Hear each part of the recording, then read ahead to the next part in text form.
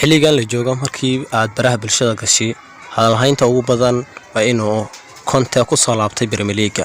kooxda Tottenham Hotspur ayuuna dib ugu soo laabtay kadib markii Hotspur ay shaqada ka ceeriyeen 3 bilood kadib Nuno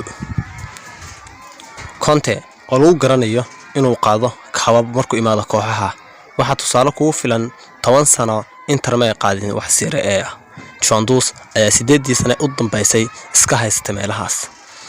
laakiin markuu sanadkii hore yimid wuu qaaday Serie A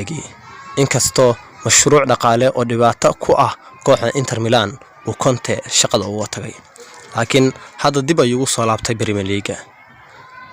isla markiiba waxa bilowday cabsi laga qabo Conte inuu mar kale Premier League qaado ayaa laga cabsoonaya inkastoo xilliga hadda la joogo Tottenham ee ka soo qabasho lahayn kooxaha Chelsea Man City iyo Liverpoolna sanadkan loo saadaalinayo midkood inay ku guuleysan doonaan